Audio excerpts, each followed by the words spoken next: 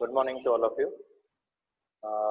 Today we are going to study second lesson of our social science, First World War and Russian Revolution. Now, in the beginning of the lesson, there was a Western countries competition, especially for expansion of the empire. Empire बड़ा बनाने के लिए European countries का, खास करके western European countries का एक बहुत बड़ा कंपटीशन बढ़ गया. And acquire new territories. More and more colonies are to be formed.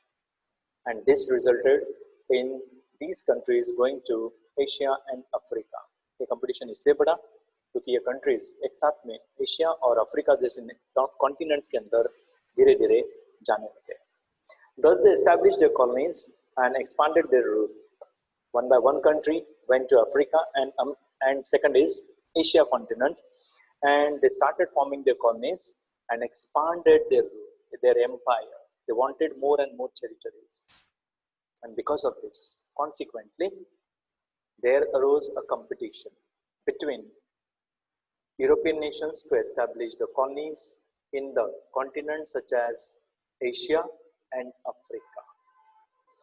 This type of a greed, ये जो लालच था for colonization, colonies बढ़ाने का, colonies in sense उनका रूल बढ़ाने का.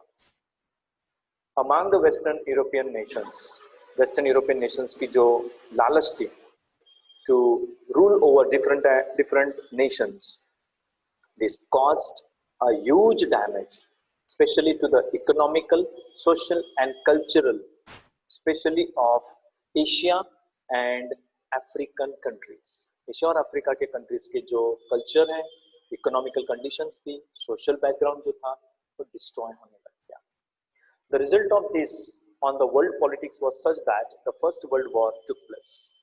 इसका वर्ल्ड पॉलिटिक्स पर इतना भारी असर हुआ कि इसका परिणाम हमें पता ही है, फर्स्ट वर्ल्ड वॉर हो गया.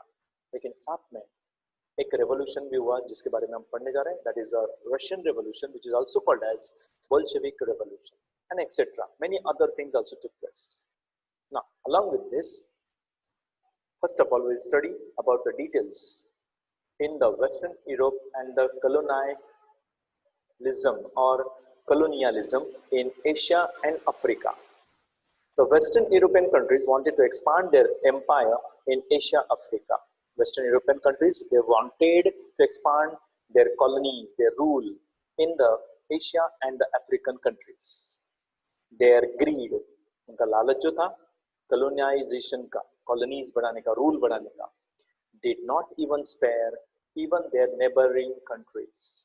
इतना ही नहीं, उनके कंट्रीज के आसपास में जो कंट्रीज थे उन पर भी उन्होंने हमले कर दिए. इनका लालच बढ़ता गया, आजू बाजू के नेशंस पर भी हमला करने लग गए. एग्जांपल लेते हैं. Spain took the grip over Netherland, Belgium and Luxembourg. इन तीन कंट्रीज पर स्पेन ने हमला करके उसको अपने कब्जे में ले लिया. लेटर ऑन, बाद में यह देखकर और भी कंट्रीज का लालच बढ़ा कि इन कंट्रीज में हम भी घुस जाएंगे. Some of their provinces were captured by France. उनमें से कुछ फ्रांस ने कैप्चर किया.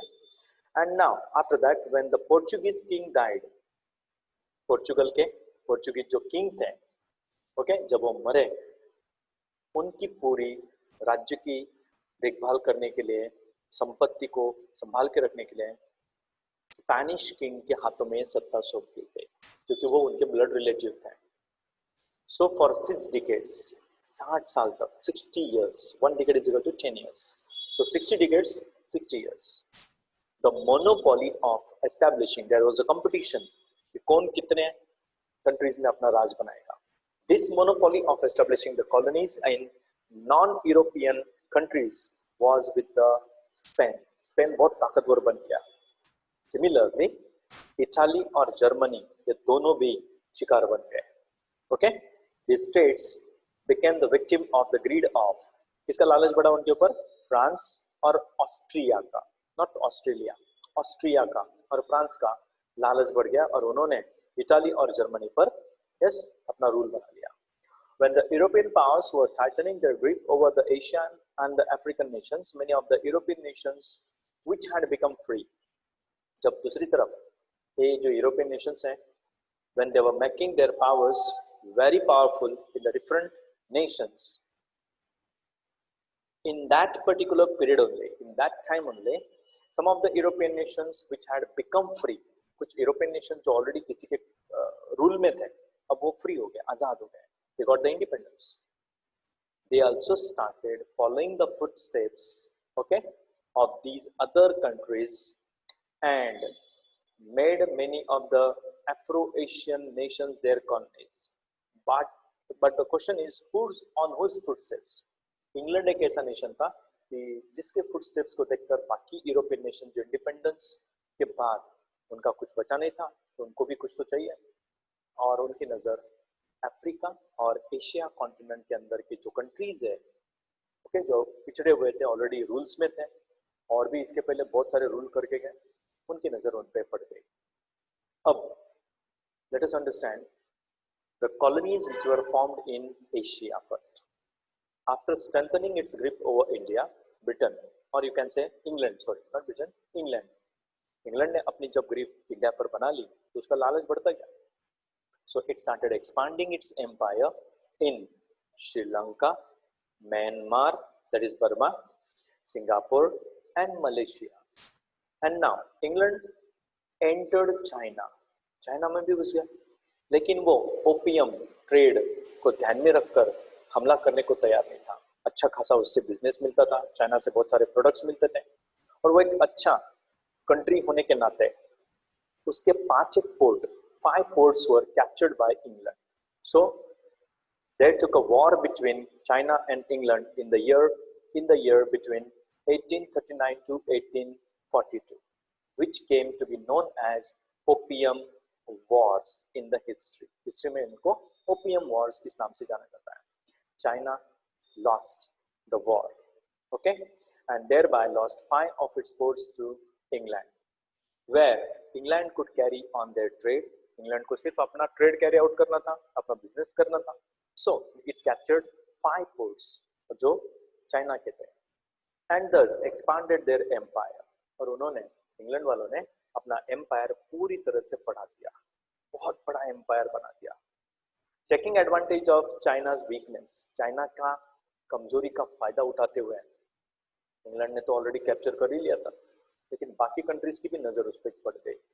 तो इसलिए हुआ क्या, बाकी कंट्रीज जो है जैसे कि Japan, Russia, Germany, France, Belgium, okay, and America, ये भी घुस गए. They also captured, okay, or acquired trade and political rights. After this now, Africa, in the western part of Africa, there were great mines, especially for oil extraction.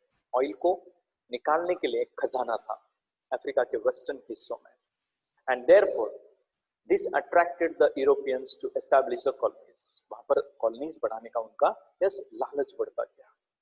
England, Germany, Russia, and America established the oil colonies in Iran, Iraq, Kuwait, Saudi Arabia and Bahrain.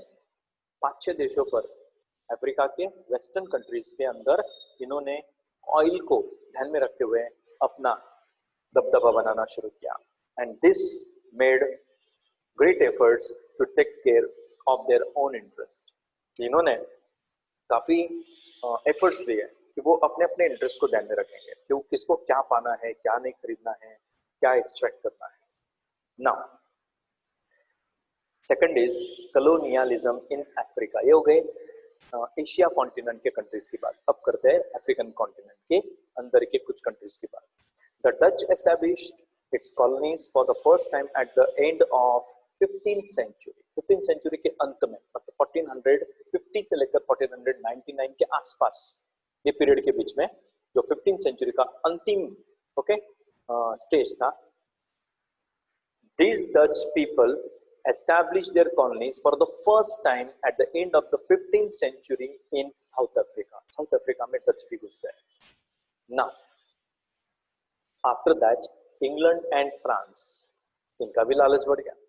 They also had agreed in their mind to establish their colonies, and they established their colonies in the African continent especially at the Cape and Algeria in North Africa respectively. The vast provinces of Africa seemed quite suitable for acquiring the raw material. Africa बहुत बड़ा continent होने की वजह से वहां पर बहुत सारा रॉ मटेरियल अवेलेबल था, and selling the ready products post industrial revolution. Post industrial revolution के अंदर उन्होंने सिर्फ कॉलोनीज नहीं, अपनी इंडस्ट्रीज भी बढ़ाई और रेडीमेड प्रोडक्ट्स यानी कि गुड्स अपने बेचने का एक जरिया ढूंढ लिया।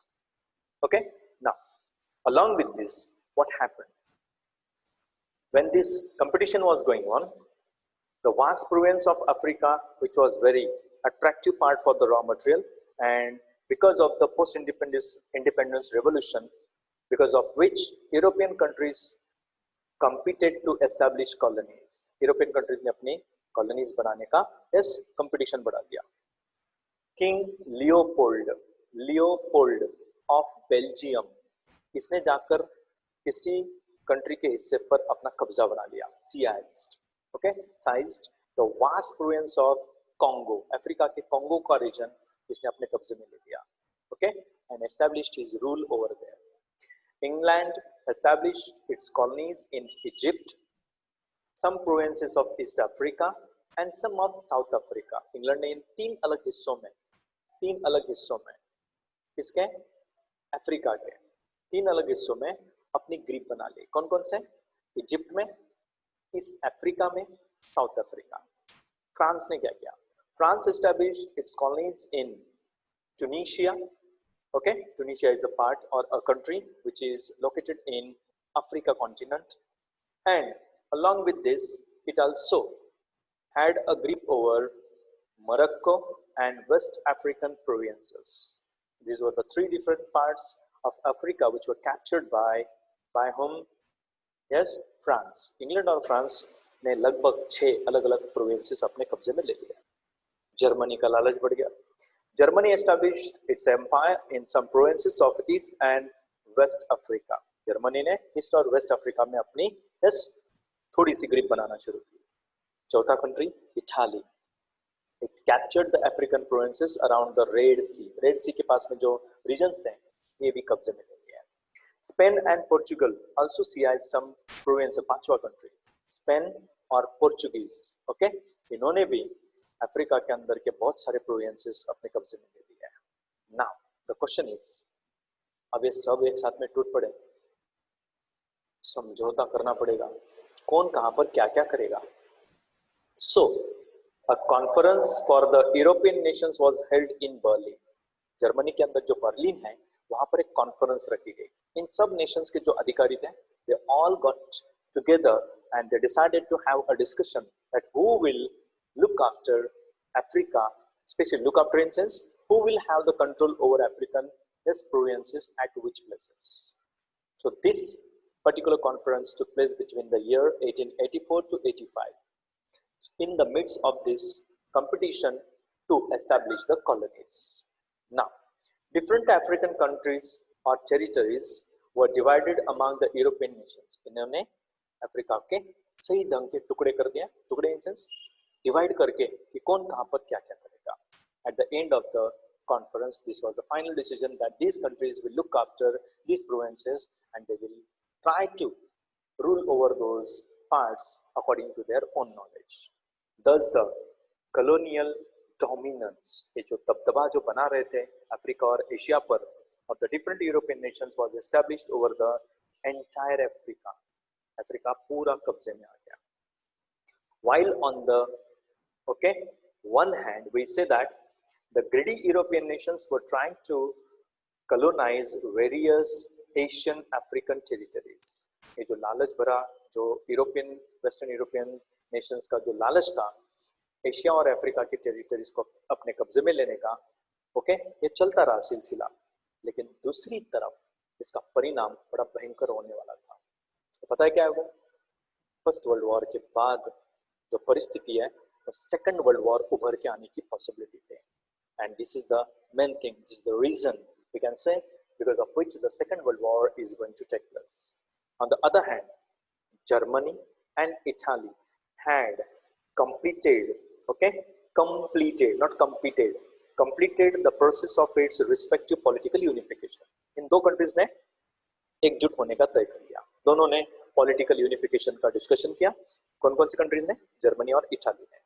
टाइम बीइंग तो उन्होंने कुछ पाने के लिए एकजुट होने का तय कर लिया। And thus the unified Germany, okay, along with Italy, plunged into the competition of industrialization. इन्होंने क्या किया? दोनों ने मिलकर इंडस्ट्रीज बढ़ाना शुरू की, बहुत ज्यादा से ज्यादा इंडस्ट्रीज बढ़ा देंगे। Second, commercialization. To commercialize means to make the products, prepare the products and sell them according to their convenience. That is called as commercialization. And colonization, ज्यादा से ज्यादा कॉलोनीज बढ़ाओ, ज्यादा से ज्यादा अपने लोगों को फैलाओ। And thus these quickly changing global phenomena, ये जो global phenomena जो बदल रहा था, okay, had exploited some of these countries politically, economically and socially. ये सब बर्बाद हो रहे थे बेचारे जिन कंट्रीज पर इनका राज था, due to which their development had stopped.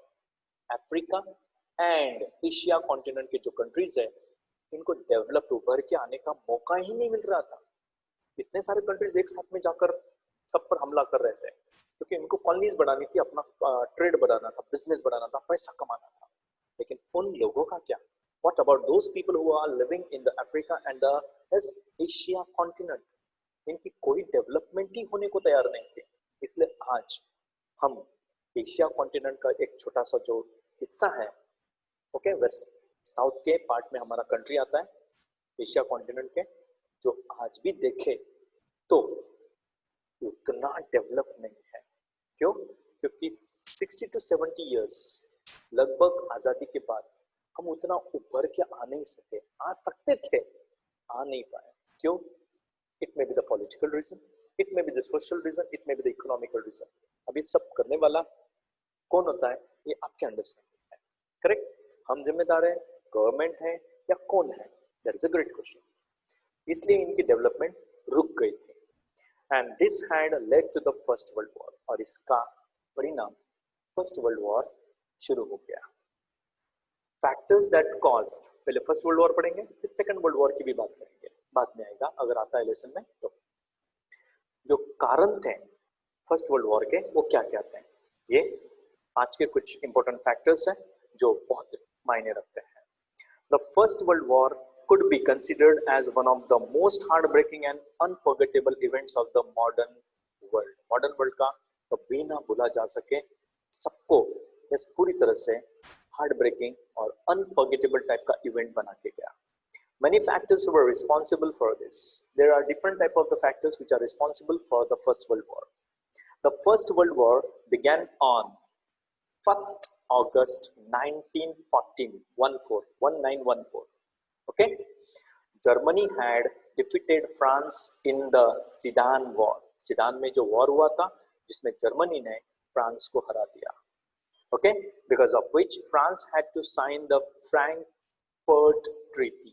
इसकी वजह से फ्रांस को उस वक्त फ्रैंकफर्ट ट्रीटी क्या होती है? एक समझौता दो कंट्रीज के बीच में कि हम ऐसा करेंगे तो आपको ये मानना पड़ेगा। तो ये जो ट्रीटी थी ये साइन करवाएगी, जिसका नाम था Frankfurt treaty, which was signed in the year 1871, according to which, जिसके अनुसार France had to pay a war fine. France की वजह से वॉर हुआ ऐसा उन्होंने आरोप लगाया, और इसके लिए फ्रांस को इसकी कीमत चुकानी पड़ेगी। As well as give away, साथ में दो इंपॉर्टेंट डिस्ट्रिक्ट्स भी देने हैं। एक का नाम है लॉरियन और दूसरा है अल्सेस। ये जर्मनी ने अपने कब्जे में ले लिया, इसके पास से फ्रांस के।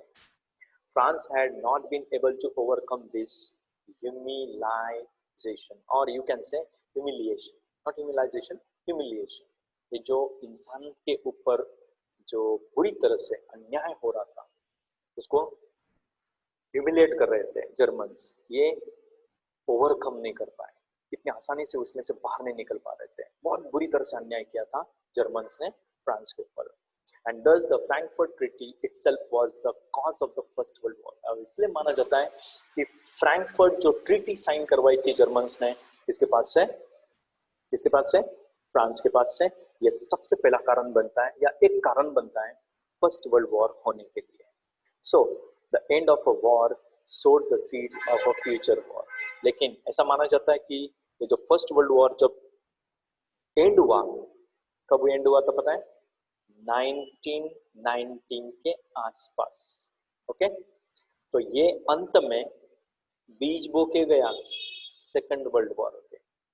लेकिन फर्स्ट और सेकंड वर्ल्ड वॉर के बीच में बहुत सारी चीजें हुई है, इनके बारे में हम नेक्स्ट सेशन में स्टडी करेंगे। I hope you understood the first part of the lesson first world war and Russian revolution. See you soon in the second lecture. Thank you. Have a nice day.